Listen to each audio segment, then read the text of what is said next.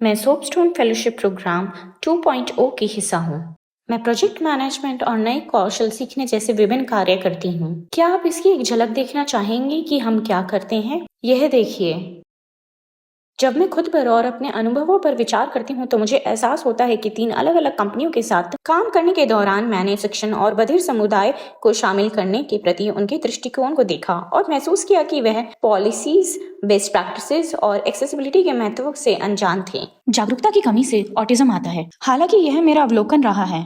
मैं अनजाने में इस समस्या का हिस्सा बन गई और मैं स्वयं ऑटिज्म में शामिल हो गई। फिर मैंने खुद को देखा और महसूस किया कि मैं गलत थी। लेकिन जब मैं हैप्पी हैंड स्कूल गई तब मैंने देखा वहाँ बधिर समुदाय को स्थान, पहुंच, संचार सहायता, नियमित अपडेट और सभी नीतियों और नियमों का पालन प्रदान कर रहे थे। इसे देखने के बाद मुझे लगा कि हमें उन जगहों पर भी यही प्रथा लागू करनी चाहिए। हमने विभिन्न स्थानों का दौरा किया जिसमें एक खाद्य कंपनी भी शामिल थी जहाँ एक बधिर व्यक्ति काम कर रहा था। हमने यह समझने के लिए अन्य कंपनियों का भी दौरा किया कि बधिर एवं सुनने वाले व्यक्ति किस प्रकार एक साथ कार्य करते हैं। सिस्टम क्या है? हमने यह भी देखा कि बधिर व्यक्ति, सुनने वाले लोग और विभिन्न विकलांगताओं वाले लोग एक साथ कैसे काम करते हैं। ये सभी अनुभव हमारी एक्सपोजर विजिट का हिस्सा थे। सितंबर में हमने कई कार्यक्रम आयोजित किए।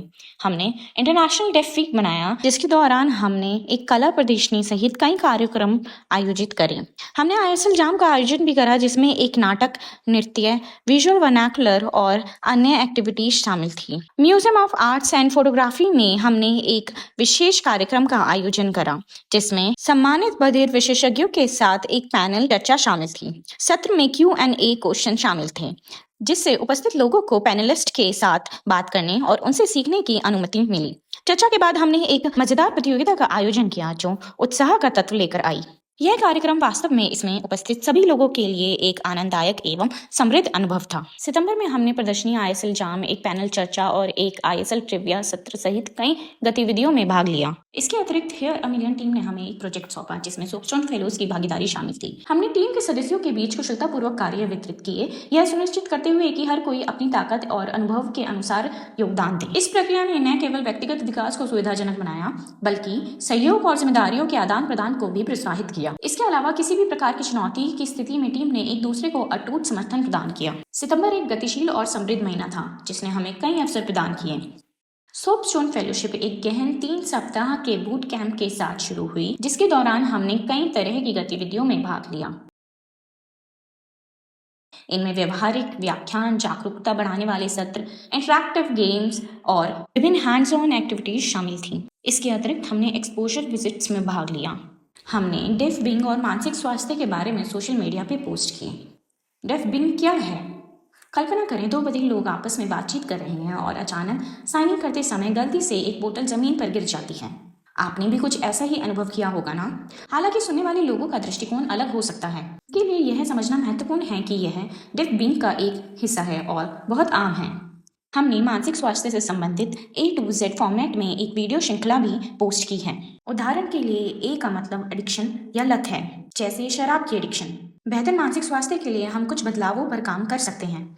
इस श्रृंखला ने बधिर समुदाय के भीतर मानसिक स्वास्थ्य के विभिन्न पहलुओं पर प्रकाश डाला और उनकी जागरूकता के लिए काम किया। मेरे पिछले पेशेवर अनुभवों में मैं हर चीज के लिए जिम्मेदार था। मुझे फंड ढूंढना था, सामग्री बनानी थी, वीडियो बनाना था और अपने आप ही सभी कार्यों को संभालना था। यह बहुत हेक्टिक और ओवरवेलमिंग था।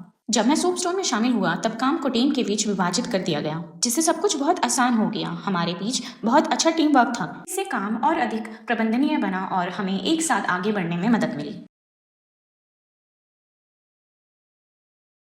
इनेबल इंडिया ने अन्य एनजीओ के साथ सहयोग किया और फेलोज की इंटर्नशिप के लिए चर्चा की। यह 2 महीने तक चला।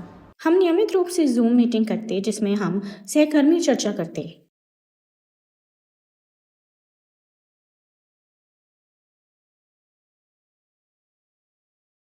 उसी समय IDPWD के दौरान मैं अपनी इंटर्नशिप का प्रबंधन करते हुए स्वयं सेवा कर रहा था। IDPWD के लिए योजना बनाने और व्यवस्थित करने के लिए बहुत कुछ था और एक साथ इतना कुछ होने के कारण मुझे एक साथ 2 बड़ी जिम्मेदारियां संभालनी थी। इनेबल इंडिया में काम करने के बाद मैंने एक एनजीओ में बतौर इंटर्न ज्वाइन किया जहां मैंने 2 महीने इंटर्नशिप की। क्या इनेबल इंडिया का काम और वहाँ का काम एक जैसा था? नहीं, वह अलग था। इंटर्नशिप के दौरान मैंने बहुत सी चीजें सीखी और साथ ही हमने हर बुधवार को पीर नेटवर्किंग कॉल करी।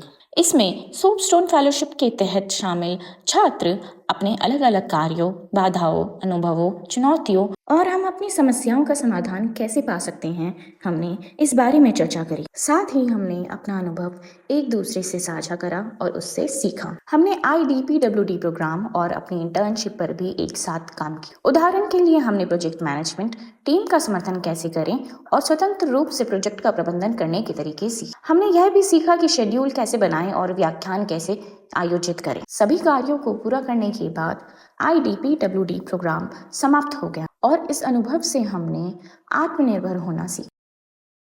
क्या आपने वीडियो देखा? यदि हाँ, तो आपको वैल्यूएबल इंसाइट प्राप्त हुई होगी और रास्ते में बहुत कुछ सीखा होगा। लेकिन क्या सीखना खत्म हो गया है? नहीं, खोजने के लिए अभी बहुत कुछ है। देखते रहिए और हमारे साथ बने रहिए।